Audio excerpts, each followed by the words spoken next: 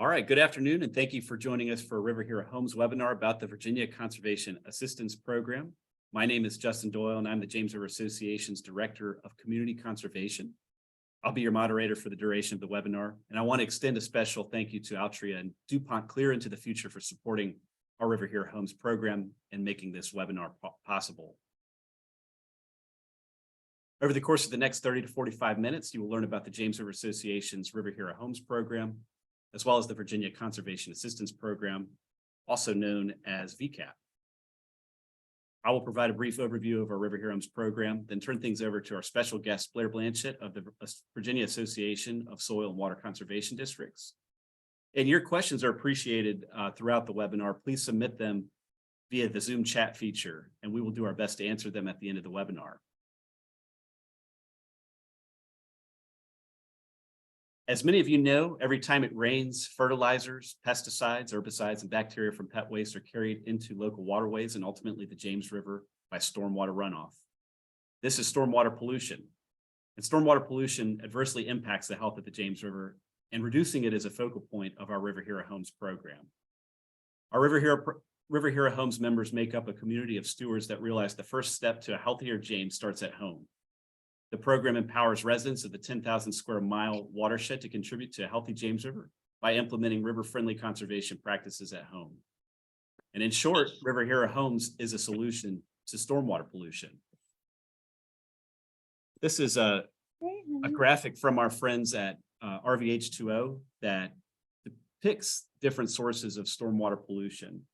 As rain falls on impervious surfaces like roofs of our homes, driveways, sidewalks, streets, it becomes stormwater, and it picks up anything in its path. And those things can include pet waste, leaves, fertilizers, motor oil, detergents, trash, nutrients, really anything. And all of that stormwater runoff can make its way to our local waterways and ultimately the James River. This is a helpful graphic for you to wrap your heads around what stormwater runoff is.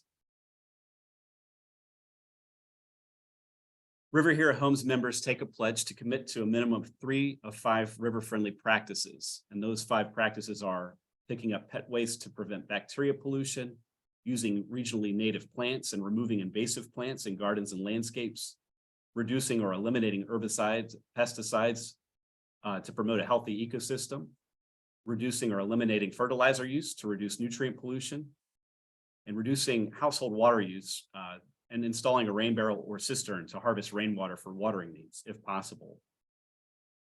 And with that, I'm going to go ahead and turn it over to Blair Blanchette, our guest. Blair is with the Virginia Conservation Assistance Program. She's the Virginia Conservation Assistance Program Coordinator for the Virginia Association of Soil and Water Conservation Districts.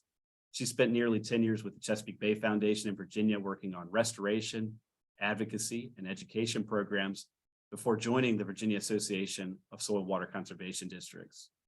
Thank you for joining us today, Blair, and take it away. Yeah, thank you so much. Give me one moment and I'm going to share my screen and then we can get rolling. All right. So Justin, if you, well, man, your video went away, but if you want to give me a thumbs up or a verbal, we're good. Okay. Looks great. Thank you. Okay. So just like Justin said, my name is Blair Blanchette. I am with the Virginia Association of Soil and Water Conservation Districts, and I run the Virginia Conservation Assistance Program. It's a lot of words. Many of them are repeated. It takes a lot of practice to get them all in at the right tempo and the right time. I'm really grateful to have been here for a year working on this program. And I first heard about VCAP when I was working for the Chesapeake Bay Foundation. And I know the conservation community was really excited for this program to get started. And when this job came open, even though I really didn't want to leave CBF, I loved working for them in my job, I loved this program so much, I knew I had to apply. And by whatever luck, they hired me. And so I'm very pleased to have been here with the association. So I'm going to go over eligibility requirements for the program, origin of the program, how you guys can participate in the practices that we fund. And again, we'll answer questions at the end. Let me see. So first of all, who are the soil and water conservation districts?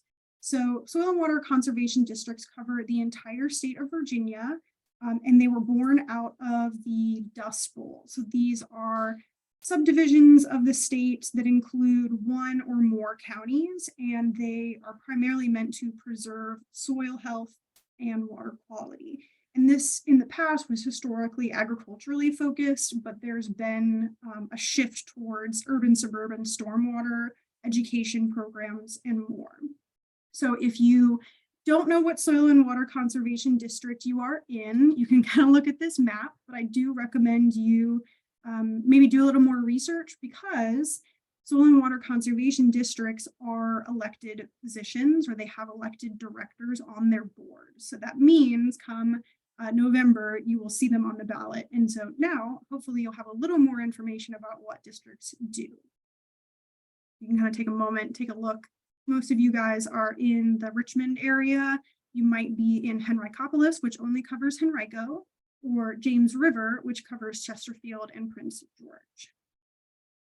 Okay. So I mentioned this briefly, but want to touch on it a little bit more. Soil and water conservation districts focus on a couple of different things, primarily VACS, or the Virginia Agricultural Cost Share Program. So this is a program that supports farmers in reducing the runoff from their properties, and a lot of education programming as well. So this includes Envirothon, which is actually taking place this weekend. It is a natural resources education competition for high school students, and the winner of the state competition gets to go to the international competition, which is in Canada this year. And then other programs like Youth Conservation Camp and Youth Conservation Leadership Institute, which is a year-long leadership program for high school students. They also participate in septic maintenance programs, again, reducing that pollution that Justin mentioned. And this can be a part of 319 grants. 319 is a type of grant that comes out of the Department of Environmental Quality and is seeking to improve water quality on specific waterways, often involving septic. They do a lot, and now they also do VCAP. So what is VCAP? I'm going to read this definition to you and then break it down.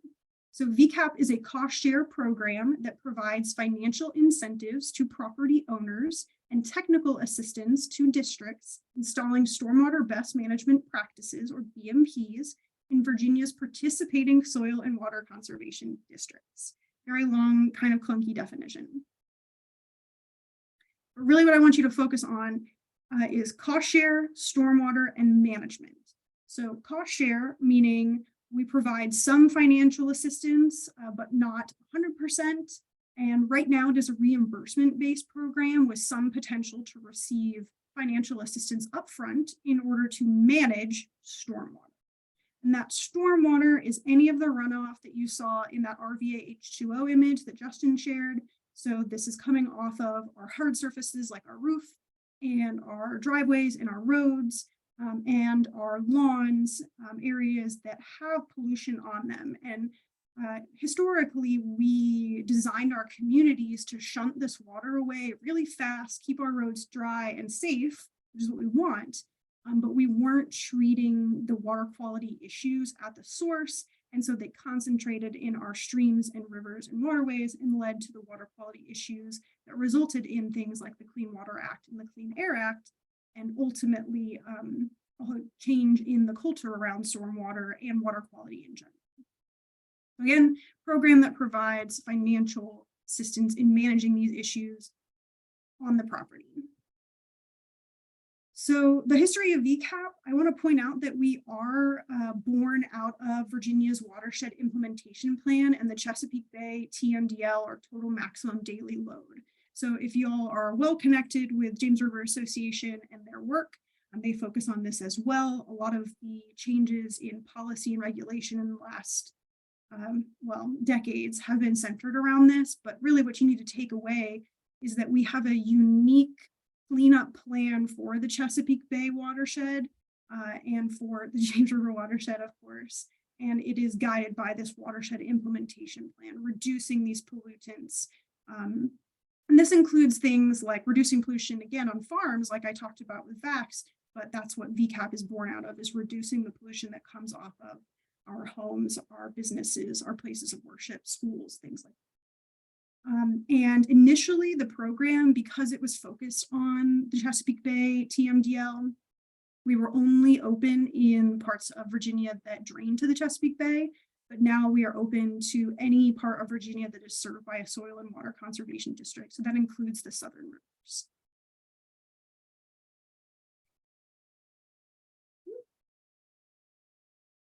Okay, so circling back around, I kind of reiterated this twice. We support homeowners in managing erosion, runoff, standing water, and other common issues by reimbursing for stormwater management installations. The reason I reiterate this is it is kind of confusing at first. There's a lot underpinning it, but as people connected to JRA or interested in JRA's work, maybe you'd be interested in the details. So what are the practices that we fund to manage stormwater? So we have a suite of practices. This is all of them that we offer right now. So this includes something like conservation landscaping you see in the upper left. This is native landscaping, possibly the most simple and accessible of our practices, and impervious surface removal, so just reducing the area that can run off, all the way up to highly engineered complex practices like constructed wetlands, green roofs, living shorelines, and permeable paver installations.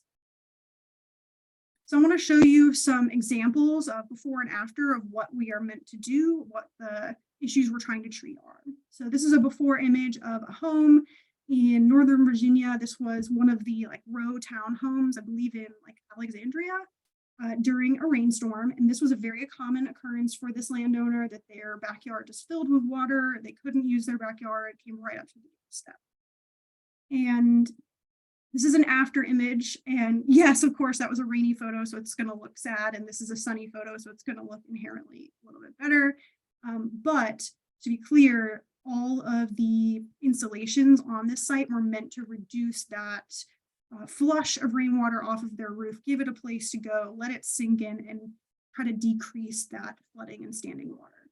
So this site actually had two practices. Most of the greenery is conservation landscaping, but the aluminum kind of corrugated structure on one side of the image is an above ground rain garden. So it had all the structure of a rain garden, which is meant to infiltrate water and allow the plants to treat it and improve the water quality before it reaches a storm drain, but it was just elevated above the ground, which is kind of innovative, a little bit different, not something we see all the time, but is an option.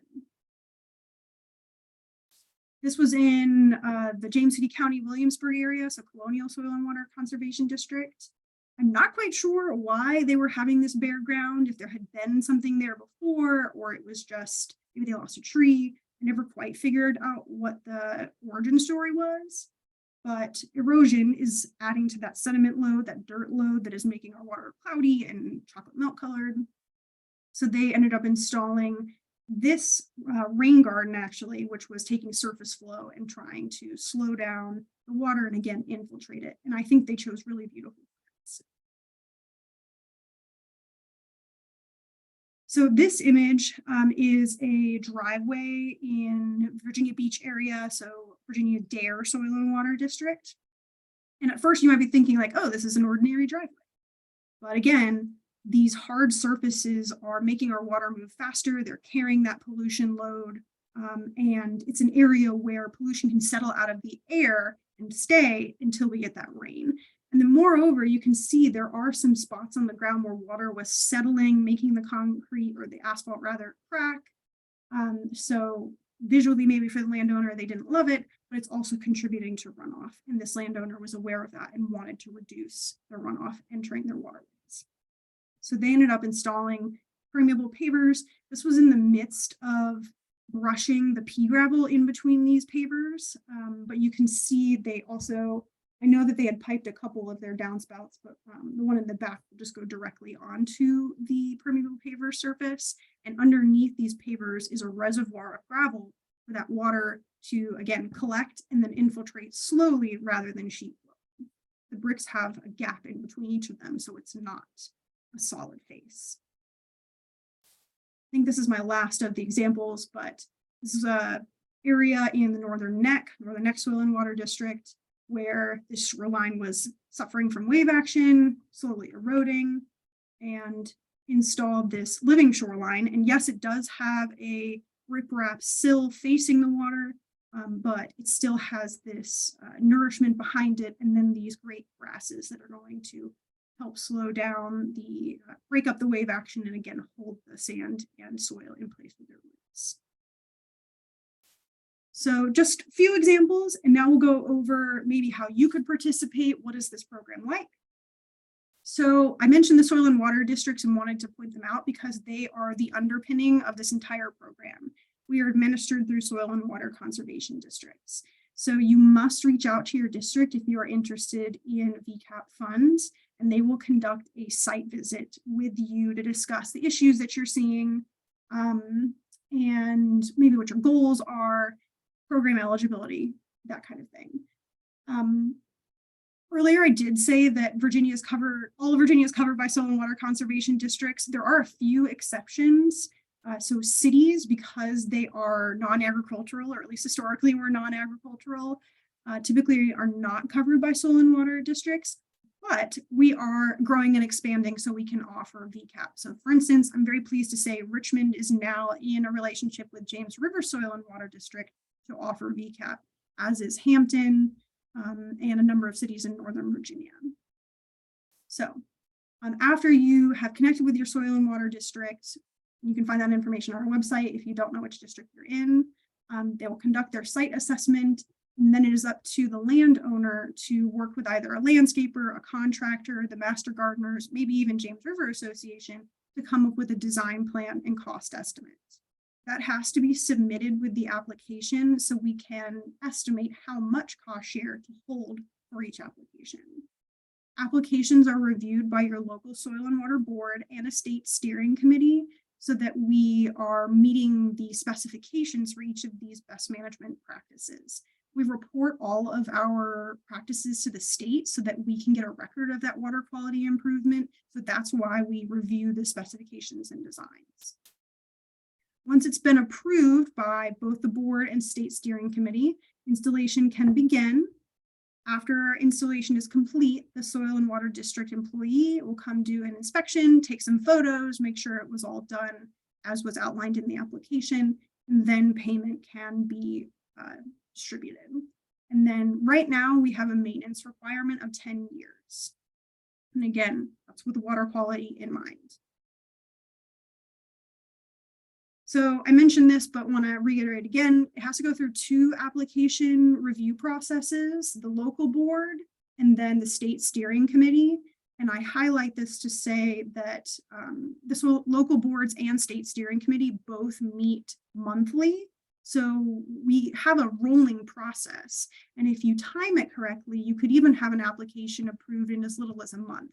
I think what's probably more realistic is 2 to 3 months, just with the site visit and finding a landscaper or contractor or engineer, depending on the practice, and the timing of all of the different meetings. And then of course, something like a living shoreline that requires pretty significant permitting will take longer. But this isn't like most grant type programs where there's one submission once a year, and once you miss it, that's the end of the opportunity for that year. So big questions: who's eligible for VCAP? Again, anyone within a soil and water district is eligible. Residential homeowners, HOA property, schools, places of worship, parks, businesses, nonprofits, anyone experiencing something we call a resource concern, which I will talk about more, and within a soil and water district. So we do not cover land involved with agricultural production, and that's because there's already a program that does that work. That's the Virginia Agricultural Cost Share Program, or VACS, or the federal program with the Natural Resources Conservation Service, NRCS. We do not support state or federally owned properties. Again, they have their own program. For state properties, it's called SLAF, the Stormwater Local Assistance Fund, and then active construction sites. So the reason we don't cover active construction sites is this is a retrofit program. We're trying to address water quality issues that were born out of early stormwater management styles that really weren't helping infiltrate that water on site. And we don't want to install something and then have maybe it get damaged in construction, or be flooded with sediment during construction, and then ultimately end up with a failed practice. So, what is a resource concern? We have 3 different resource concerns that we look at: erosion or deposition, poor cover, and excess runoff. And so I want to remind you that this is a water quality improvement program. So we have to be addressing a water quality issue in order to fund a practice and have that application be eligible. So erosion is the loss of topsoil. We're looking for movement of this sediment, gullying, rills, that kind of thing. Poor cover is any area that has less than 90% ground cover for any number of reasons. And then excess runoff. This is the one that's most challenging to convey. So this is any source of runoff where it is concentrated, really picking up that pollution and going to cause a problem downstream. So your roof is a source of excess runoff, your driveway, sidewalks, parking lots, and really even managed lawns, poorly managed lawns, because the roots of that grass are not going deep enough to infiltrate water. So during heavy rain, they can actually act almost as compacted as asphalt. And what does this look like? So these are some examples, severe examples, I will say, of resource concerns. So on the left, you're seeing both that erosion and loss of cover. And this family tried to kind of manage it with some mulch and wasn't meeting any success. And the image on the left, I will also add, is fairly steep. In the center, you're kind of seeing all 3, but the one I wanted to point out was the excess runoff. You can see they have added this extension onto their downspout to try to keep the water away from the house foundation. And there's probably a neighbor behind them that's also having their runoff from their roof and driveway coming onto this property. That's a very common phone call that districts receive. From the homeowner at the bottom of the neighborhood. They're getting all the runoff from all the roofs and driveways in the road, and it reaches their house, and they're the one that calls. The last one on the right, you're seeing that deposition. So there's runoff occurring somewhere on the property, and it ends up on this driveway and is evidence of erosion elsewhere. I briefly touched on this earlier, but as a water quality improvement program, we report all of our practices to the state and Chesapeake Bay program so that we can measure our reductions. And because of that, we have to meet certain specifications so that we can quantify that reduction. So that does mean we have a couple of stipulations for our practices that I just want to clarify why we're doing the things that we are doing.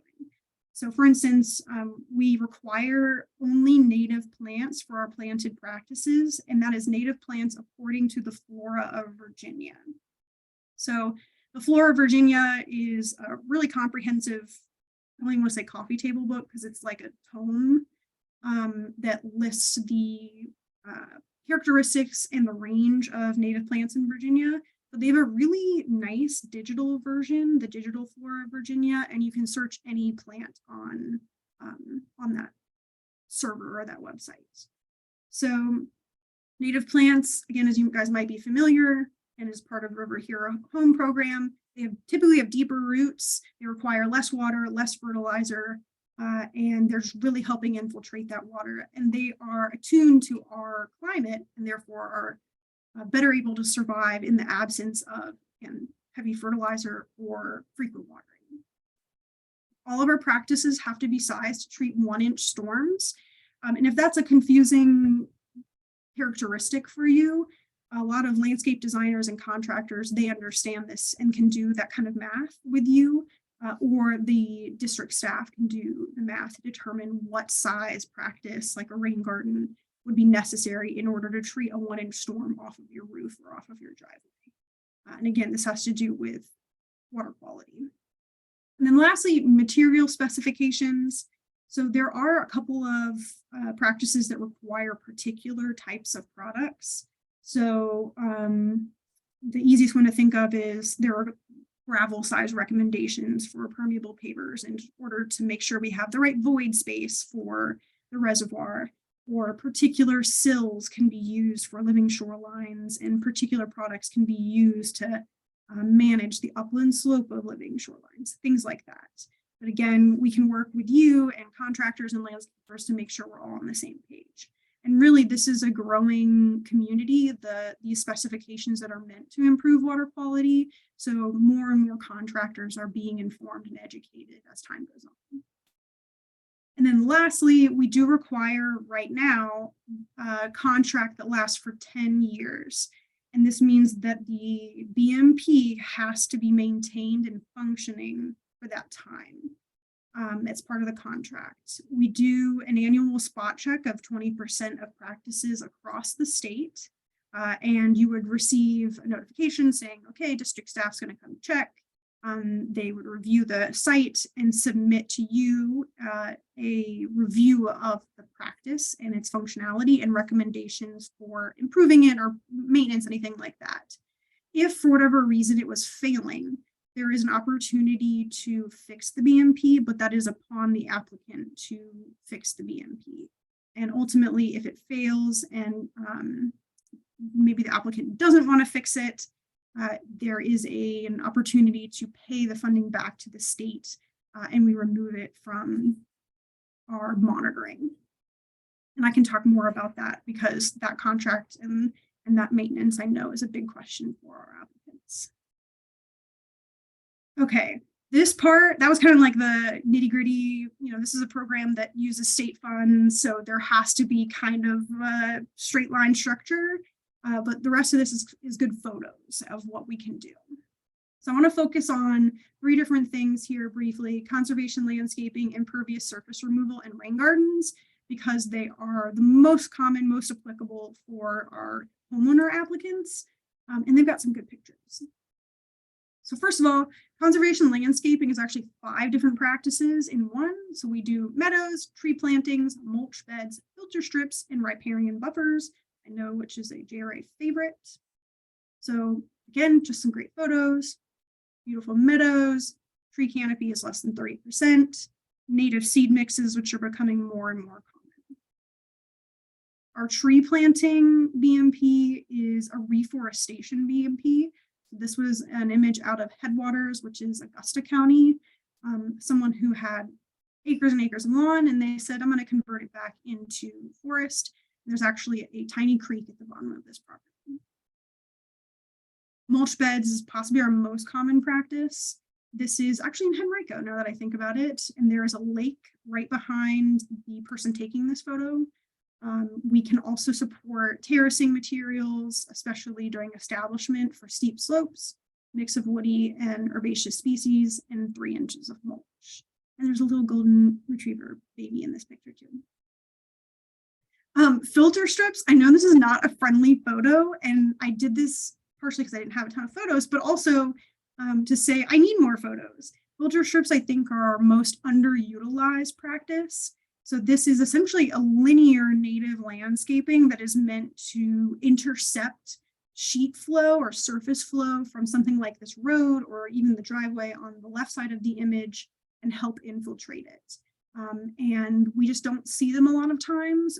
I think partially because people don't know what they are, but also because we have a minimum width requirement. And I think maybe sometimes that can be challenging for people, or they just choose to opt for the mulch bed instead. And then lastly, riparian buffers. So we are one of the programs that fund riparian buffers, and there are lots of programs that fund riparian buffers, including JRA. And we have the ability to stack funds so long as our funding sources are different. Impermeable surface removal. So this can be a standalone practice. So you can just say, I don't need this patio anymore. I'm going to put turf grass back. That's fine. But you can also receive additional cost share if you replace it with anything other than permeable pavers. So conservation landscaping, rain gardens, something like that. In this instance, this was a patio that was replaced with permeable pavers. Rain gardens are gardens that are depressed into the ground and are meant to infiltrate concentrated runoff So often from downspouts, but not always. And they have native plants on the inside. And again, this is one of the practices that has to be sized to a 1-inch storm. And this one, you can see there's nice river rock around the outside, but on the right-hand side of the image, you can see there's like a rock channel. That's where that runoff is coming from, probably from a downspout. Helps dissipate the flow so that it's not rushing into the rain garden. These are two other examples of rain gardens I want to point out. So the one on the left, this person was like going all in with that PVC pipe. They really wanted to show where that runoff was coming from, which is totally fine. But you can also do that nice river rock channel if you prefer, all the way along the property instead of the PVC, or you could sink the PVC into the ground a little bit. And then the one on the right is actually in a parking lot in one of the islands that you would end up with, getting runoff from the covering for the property. Oh, and another rain garden. I like this one because the plants were like really starting to pop up in its first year of growth. Again, river rock channel, and then they added some decorative elements as well. Some of these images you've already seen. So for instance, the one in the upper left is that image that I showed you of the conservation, or I'm sorry, of the mulch bed, which is a conservation landscaping. In the initial image, you can see they were trying to maintain that slope with mulch and having a harder time. And the lower left is a rain garden up at Graves Mountain Lodge in Culpeper. And functioning very well. And the rest of them are practices I want to point out briefly. So we've got a cistern here in the middle. This is at a school, but doesn't have to be. We do require a minimum of 250 gallons and a water use plan. The larger image in the middle, upper middle, is a dry well. So this is a storage container underground. Those black containers are hollow, but it's filled or surrounded with gravel. And again, meant to take concentrated flow from something like a downspout and help infiltrate it. So great if you have a small place where you can't get plants to grow very well, or maybe you don't have the interest or ability to maintain plants. Upper right is an infiltration trench. So this is a larger dry well. It's an area filled with as much void space as possible, again, helping to infiltrate that flow. And then the last two, the lower right is a living shoreline with a different type of sill. So this is a proprietary type of sill called Ready Reef. It's a concrete structure with a veneer of oyster shells around the outside that provide that substrate for oysters to stick to. And then lastly, permeable pavers, and you can see the gaps in between the pavers that lead into the reservoir. Okay. So I kind of touched on these already, which is probably for the best because I know I'm running out of time, but just wanted to show, round out some of the images. So dry wells, you would cover this over with the fabric, and then you can actually add soil and then turf on top of it. So it would disappear and you would never see it. This is one of the reservoirs from our permeable pavement. You can see they're leveling it out. Two examples of our rainwater harvesting systems. Oh, and then I really like this image because it shows both a different type of sill on the left. This is oyster bags. And then on the right, the Ready Reef oyster castles after they've gotten some growth. So last couple of details, our cost share rates currently are as follows. You can receive up to 80% of total costs, up to a cap, whichever is less. So for larger practices, that can be $30,000 for a living shoreline, and our cap for conservation, landscaping, rain gardens, and dry wells is $7,000. Last couple of details. I'm very proud to say that since 2016, we've obligated $5 million in cost share and received $6.5 million in grant funding for the program. And that does include funding for the districts to support their administrative work and their technical assistance. We have over 800 projects approved and installed, growing every month. And our two most popular are conservation, landscaping, and permeable pavers. I think I have a few more details, but I want to get to questions. Oh, actually, no, I timed it perfectly. So here's my information. If you guys want to reach out to me, you can send me any emails that you'd like. But again, please reach out to your local district if you would like a site visit. All right, I would like to hear what questions you guys have. Thank you so much for that overview of the Virginia Conservation Assistance Program, Blair. That was wonderful. We do have a few questions, and I will remind everybody that if you have additional questions, please submit them via the Zoom chat feature. And Blair, I've had a few questions about the city of Richmond's participation in VCAP. And I know that this is a recent development. You mentioned it. Can you speak to the unique arrangement that the city of Richmond has with James River Soil Water Conservation District? Yeah, of course. And I apologize that I kind of fumbled over that. It's so new that I think my brain still hadn't wrapped around it. So Richmond is covered by James River Soil and Water Conservation District, but they also have a unique relationship with Capital Region Land Conservancy. So I really want to give a shout out to CRLC for their work. So what this means is if you're a Richmond resident, go to James River Soil and Water District's website. They have a site visit request form and they're going to process that. However, they actually are working in concert with CRLC. So the person you're probably going to see on your property is and again, with your permission, will be a CRLC staffer, Capital Region Land Conservancy. So really pleased to see that rolling. Did that clarify it, Justin? Yeah, that was great. I'm personally very excited about VCAP being available to Richmonders as a Richmond resident myself. Thank you for that. The next question is about living shorelines. We've got a participant who has 500 feet of shoreline, and she just wants to get help putting together a plan for her shoreline. Yeah, absolutely. So again, reach out to the district. And even if you don't end up going through with a VCAP practice, the districts provide technical assistance. They can point you to contractors. They can help you work through the permitting process. They're familiar with all of that work. And if not, they can come to me and I can support them as well as you.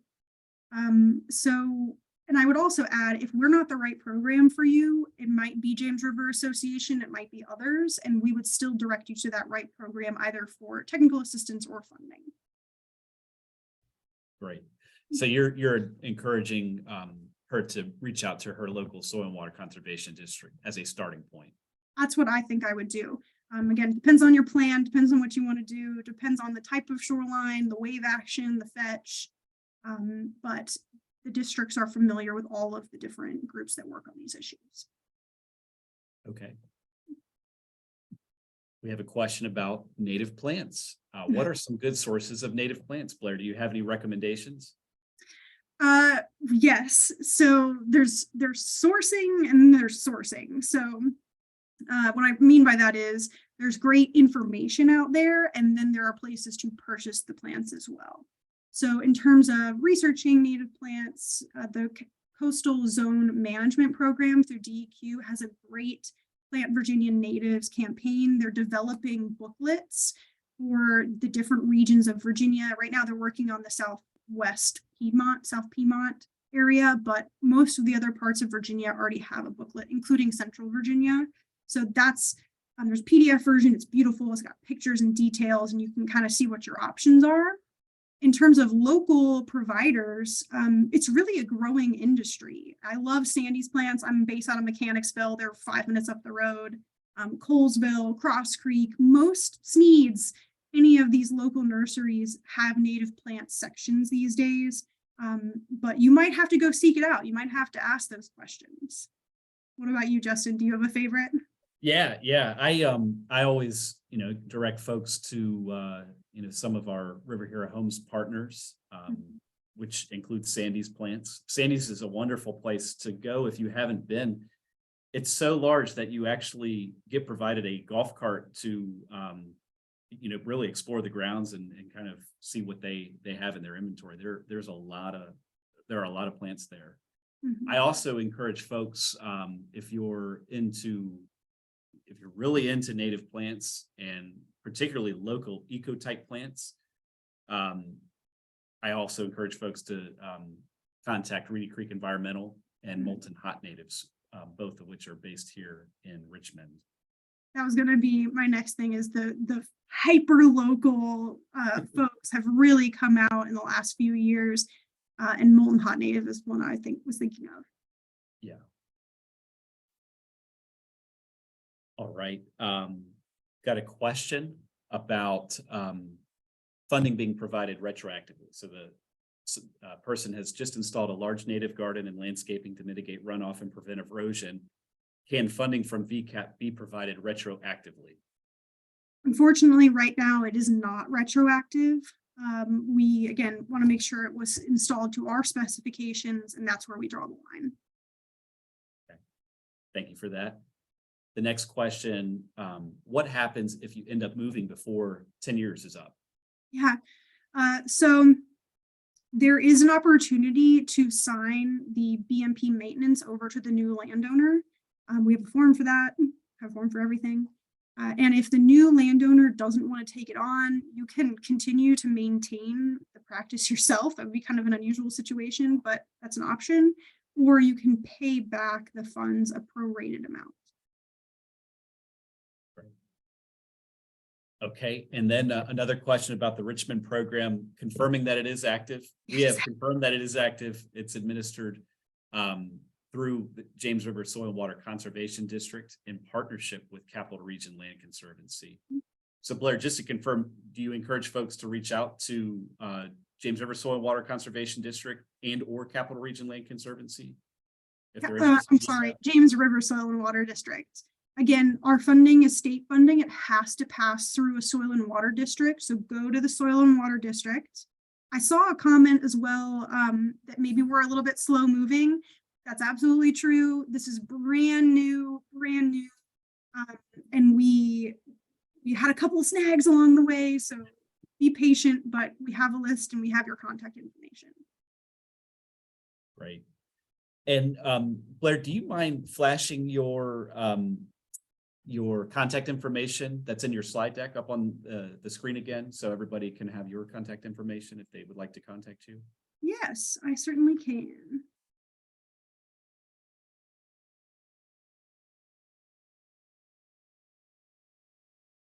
Let me see if I can get it looking pretty and big. There we go.